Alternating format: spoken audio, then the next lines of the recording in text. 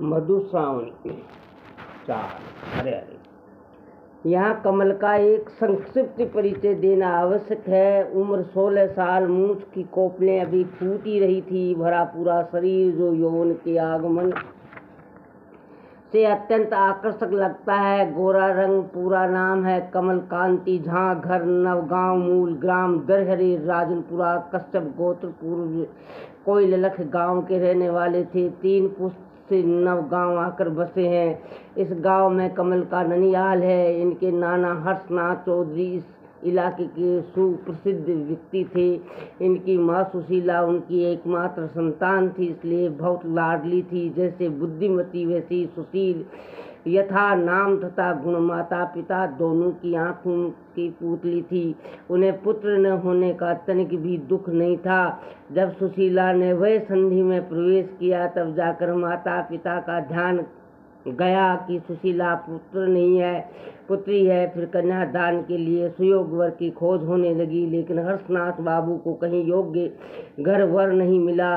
जेठ का महीना था, आम का पकना शुरू हो गया था। मिथिला में आम के समय में बगीचे की शोभा अवर्णनीय रहती है। दूर दूर तक फैला बगीचा, रखवालों का स्वर संगीत, वहाँ की अपूर्व चहल पहल का क्या कहना। आम के महीने में तो समझिए गांव की सुषमा उठकर बगीचे में आ जाती है। मानव की सौंदर्य दृष्टि प्रकृति की सौंदर्य श्री के सामने सिर झुका देती है। हरे हरे पत्तों के बीच में झांकते लाल पीले आम का सौंदर्य किसका मन नहीं मोह लेगा। खासकर बच्चों के लिए तो लोभ श्रवण असंभव हो जाता है। प्रभात की प्रथम किरण से लेकर संध्या की अंतिम किरण तक प्रकृति का वह आंगन बच्चों का क्रीड़ा क्षेत्र बना रहता है। उसके अभिनय कलरव से वंशी मुखारित हो उठती है। बगीचे में स्थिर होकर बैठना इन बालक बालिकाओं के स्वभाव के प्रतिकूल होता है। बठाबट गिरते पके आम के लिए कोई इधर दौड़ता है तो कोई उधर, जैसे कि वन देवी को इन सुकुमार मन बच्चों को परेशान करने में विशेष मनोविनोद हो रहा हो। समझिए कि सबके बगीचे में सभी को न्योता ही रहता है। लोग जमा होते हैं, पानी भरी बाल्टी में मुट्ठी काट कर आम डाल दिए जाते हैं। फिर लोग आम खाने में जुट जाते हैं। कौन कितने आम खाता है, यही प्रतियोगिता रहती है। एक आदमी आम चुन चुन कर जमा करता जाता है। योद्धा लोग भोजन युद्ध में लगे रहते हैं। यहाँ गरीब अमीर का भेदभाव नहीं रहता है, बड़े छोटे की भावना नहीं रहती। आम का महीना मिथिला का महान पर्व है, और पर्व त्योहार में भेदभाव क्या, देवी देवताओं के सामने सभी का सम्मान स्थान होता है। चाहे किसी के भी बगीचे में आम फले, भले ही कोई बगीचे वाला न हो, लेकिन आम की सामाजिकता में सभी बगीचे वाले हैं। सभी साथ मिलकर आम खाएंगे। वही जेठ का महीना था। सड़क के किनारे जो बड़ा आम का बगीचा है, उसी में उत्तर की तरफ वाला हर्षनाथ बाबू का है। बहुत आम फले थे। आम के भार से टहनियाँ धरती तक झुक गई थी। बगीचे के बीच में एक झोंपड़ी है, उसके आगे बैठने के लिए बांस का मचान बना था। मचान के नीचे एक गड्ढा खुदा था, जिसमें लगभग 20 आम रखे थे। उस समय बाग में कोई नहीं था। मचान पर सुशीला अकेली बैठी थी। नीचे में उसका चचेरा भाई किशोर आम को गिन गिन कर गड्ढे में रख रहा था। दूसरे पुरुष लोग खाने के लिए घर चले गए थे। तब तक पश्चिम की तरफ से घटा उठी और उसकी सूचना देने वाली बयार आई। हवा का चलना था कि पके आम बगीचे में पसर गए। सुशीला और किशोर दोनों भाई बहन आम चुनते चुनते बेहाल हो रहे थे। गड्ढा ऊपर तक भर आया। मचान के नीचे भी जगह नहीं बची। फिर टप टप बूंदें पड़ने लगी। किशोर आनंदित था, वह नाच नाच कर गाने लगा। पानी आया, बुन्नी आया, कोआ का जमाय आया। इतने में ही मूसलधार बारिश शुरू हो गई। किशोर का नाचना जारी नहीं रह सका। वह झोंपड़ी की तरफ भागा। बगीचे में वर्षा का झमाझम नृत्य होने लगा। इस अभिनय दृश्य के सामने नव यौवना सुशीला का हृदय भी स्थिर नहीं रह सका। वर्षा की मधुधारा सदृश कोमल हृदय से संगीत की धारा फूट पड़ी। जेठे है सकी हेठ बरखा कंत, लेकिन वह इससे आगे नहीं गा सकी। गीत का स्रोत अचानक रुक गया। किसी को देखकर जैसे वह सहम गई। बात सच्ची थी। सामने भीगे वस्त्र के से लथपथ एक नवयुवक खड़ा था। इस अपरिचित युवक को देखकर सुशीला के पूरे शरीर से पसीना छूट गया। नाक के नीचे से पसीना टपकने लगा, जैसे कि किसी ने शीशे पर पानी का छींटा मार दिया हो। किशोर कभी बहन का चेहरा देखता और कभी उस आगंतुक का। कुछ देर तक कोई कुछ नहीं बोला, सिर्फ वर्षा का झमझमाना सन्नाटे को तोड़ रही थी। नवागंतुक कुछ देर तक झोंपड़ी के नीचे भीगता हुआ खड़ा रहा। उसकी धोती से पानी चू रहा था। बोला, मेरे आने से आप लोगों को दिक्कत हो गई। मुझे लगा यहाँ मर्द लोग होंगे तो यहाँ आकर वर्षा बिता दे। ठीक है, मैं उस पेड़ की ओट में चला जाता हूँ। और वह सिर का पानी पहुँचते हुए उस पेड़ के तने से लगकर खड़ा हो गया। सुशीला ने जब जाकर निश्वास छोड़ी, ललाट का पसीना पहुँचते हुए किशोर से बोली, बेचारा वर्षा में ही फंस गया, सारे कपड़े भीग गए। कोई भला आदमी लगता है। बहन की सहानुभूति पाकर किशोर बोला, तुमको तो उसे झोंपड़ी में बुला लें, लेकिन सुशीला को स्वीकृति देने का साहस नहीं हुआ। अज्ञात लज्जा ने आकर उसके गले को अवरुद्ध कर दिया। किशोर ने भी दोबारा जिज्ञासा नहीं दिखाई। वर्षा का क्रम फिर भी भंग नहीं हुआ। इधर सुशीला के कोमल हृदय में भावना का धुंध चलता रहा। इच्छा हुई कि जरा देखें बेचारा कैसे पानी में खड़ा है। बगीचे के झिलमिले अंधेरे में भी उस युवक की स्वर्ण कांति चमक रही थी। भीगे कुर्ते के नीचे उसका मांसल शरीर दर्शनीय था। उसने दोनों हाथ दोनों कंधों पर रखे हुए था, जैसे कि भीगे वस्त्र पहने बेचारे को ठंड लग गई हो। वह किशोर से बोली, हे अरे किशोर, बेचारे को बुला लो। किशोर को भी आंतरिक इच्छा यही थी। वह नवागंतुक को आवाज़ लगाते हुए बोला, है यो बहन कहती है कि झोंपड़ी में ही आ जाइए। नवागंतुक का ध्यान दूसरी था। अचानक ये संबोधन सुनकर उसका ध्यान भंग हुआ। बोला, मैं ठीक हूँ, आप लोग बैठिए। पर किशोर फिर आग्रह करने लगा। नवागंतुक झोंपड़ी के पास आकर सुशील से बोला, मेरे तो सारे कपड़े भीग गए हैं, मेरे आने से आप लोगों का सामान भी भीग जाएगा। नहीं, अनायास सुशीला के मुंह से निकल गया। अपनी खामोश जुबान को दबाने का बहुत प्रयास किया, पर तब तक ये दो शब्द बाहर निकल चुके थे। हे भगवान, इसने क्या सोचा होगा। इसे जरा भी संकोच नहीं है। लज्जा से उसके कोमल कपोल लाल हो उठे। वह सर झुकाए बैठी रही, फिर उस युवक की तरफ देख नहीं पाई। नवागंतुक के सामने ये समस्या आ गई। अब वह इस किशोरी की आज्ञा को ठुकराएंगे कैसे। उसने भीगे कुर्ते को बाहर मचान पर रख दिया और झोंपड़ी के एक कोने में बैठ गया। सुशीला का संपूर्ण शरीर पीपल के पत्ते की तरह कांप उठा। उसके हाथ में कोई उपन्यास था। वह उस पुस्तक को पढ़ने की कोशिश करने लगी, लेकिन पुस्तक पर ध्यान स्थिर हो तो कैसे। हृदय में तो दूसरी ही उथल पुथल मची थी। उसे अफसोस हो रहा था कि इसे यहाँ क्यों बुलवाया। भले ही पेड़ों की छांव में खड़ा था। न जाने ये अनजान व्यक्ति कौन है। भगवान ने इसे कैसा सुदर्शन रूप दिया है। ओहो, बाबूजी लोग पता नहीं कहाँ जाकर बैठ गए। जल्दी आते तो इससे गपशप करते।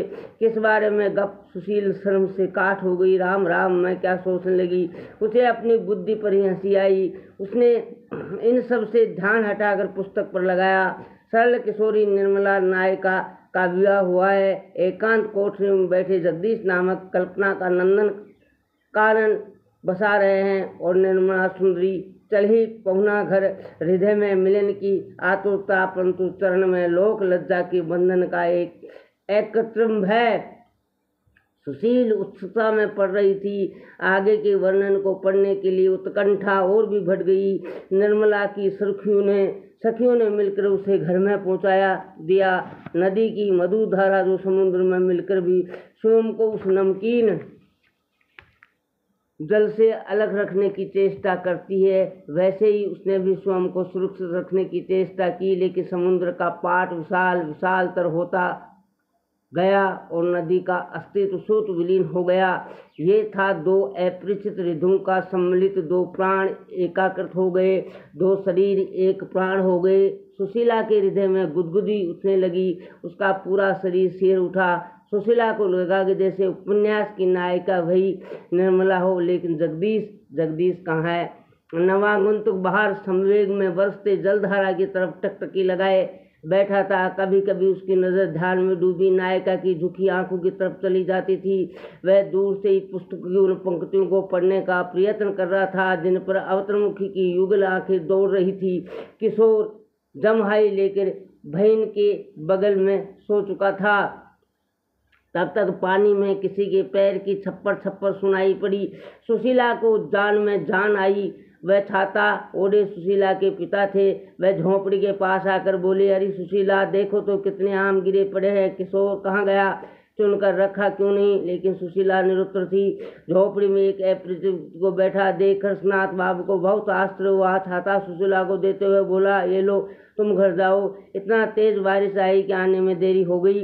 नवांगुंतु का कुर्ता तब तक मचान पर ही पड़ा था। हर्षनाथ बाबू को समझने में देरी नहीं की। थोड़ा मुस्कुराते हुए बोले, लगता है आप बारिश में फंस गए। नवांगुंतु पूर्वक यथोचित उत्तर दिया। नाम था मृणल्ला कांति झा, नवगांव के यशोधारा झा के पुत्र। पटना कॉलेज में एमए के छात्र थे। अभी छुट्टी में गांव आए थे, कुछ आवश्यक काम से इधर आए थे, तभी बारिश होने लगी।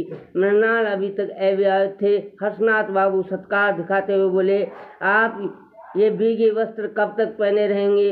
उस तरफ से सहन में एक धोती रखी होगी, पहन लीजिए। इसे अयाचित सहानुभूति को पाकर मृणाल का रोम रोम पुलकित हो गया। साथ ही संकोच से उनका वर्ण रक्तमा हो उठा। भीगे वस्त्र पहने पहने उनका शरीर ठंडा हो चुका था। उसने वस्त्र बदल लिए। तब तक बारिश भी बंद हो गई थी। मेघ छैंट गए और उसके बीच से सूर्य का प्रखर किरणें धरती पर फैल गई। उन्होंने अपनी धोती वहीं टांग दी। वह कुछ ही देर में सूख चुकी थी, लेकिन कुर्ते में अभी कुछ नमी बची थी। हर्षनाथ बाबू ने खुद को अच्छे आम चुनकर मृणाल को जलपान करवाया। उन्होंने रात में रुक जाने का बहुत आग्रह किया, लेकिन आवश्यक काम बताकर मृणाल अनुरोध से मुक्त हुआ। अगले लगन से में सुशीला का विवाह हुआ। हर्षनाथ बाबू के हर्ष की सीमा नहीं रही। आज उनकी बड़ी आकांक्षा पूरी हुई थी। निर्मला को जगदीश मिल गए थे और चंचल किशोर अपनी चंचलता के उन्माद में बहुत दिनों तक देखी हुई दुल्हन देखा ही वर और न जाने क्या क्या गाता रहा। सुशीला की शादी के 2 वर्ष बाद ही कमल का जन्म हुआ। एमए करने के बाद मृणाल एक कॉलेज में प्रधानाध्यापक नियुक्त हुए। माँ की मृत्यु तो पहले ही हो चुकी थी। वृद्ध पिता भी स्वर्गवासी हो गए। फिर भी मधुर दाम्पत्य जीवन और पुत्र प्रेम के बीच जीवन की सारंता आनंद से प्रभावित हो रही थी। अचानक वज्रपात हुआ और मृणाल की मृत्यु हो गई। डॉक्टर ने टीबी बताया। लाख प्रयत्न करने के बावजूद उन्हें कोई रोक नहीं पाया। सुशीला के रोने से घर आंगन में जैसे बाढ़ आ गई। अबोध शिशु कमल भी दूसरे को रोते हुए देखकर कम नहीं रोया, लेकिन वे संबंध तोड़कर चले गए। मृणाल की मृत्यु के बाद सुशीला बहुत उदास रहने लगी। उसकी सारी प्रसन्नता लुप्त हो गई। सारा आनंद विषाद में परिणत हो गया। कमल का मुंह देखकर वह जब तक पति की मृत्यु को भूलने का प्रयास करती थी, लेकिन इसमें खुद को असमर्थ पाती थी। उसकी आंखों के सामने बगीचा का वह दृश्य कौन उड़ता था जब मृणाल से उनका प्रथम साक्षात्कार हुआ था और आंसू से आंखें भर आती थी। सुशीला का जीवन क्रम कुछ दिन तक ऐसे ही चलता रहा और एक दिन वह भी अपने प्रियतम से मिलने के लिए चल ही पड़ी। सारे लोग देखते ही रह गए। किसी की भी विश्वास नहीं था कि सुशीला की ऐसी आकस्मिक मृत्यु होगी, लेकिन मृत्यु तो एक आकस्मिक चीज ही है। ये कोई पूर्व सूचना देकर नहीं आती। आवाज की दुनिया की दोस्तों, सुशीला को मृत्यु की आकांक्षा थी और उसने सुशीला को अपनी गोद में समेट लिया। पुण्यात्माओं, सज्जनों, मित्रों, माँ की गुजर जाने पर कमल मामा के यहाँ चला आया। नाना नानी अपनी आंखों का तारा बनाकर कमल का लालन पालन करने लगे। नानी की गोद में खेलकर आज कमल 16 वर्ष का नवयुवक बन गया। सब्सक्राइब फ्री है, अत्यंत आवश्यक है। आप से मेरी विनम्र गुजारिश है। हरे हरे।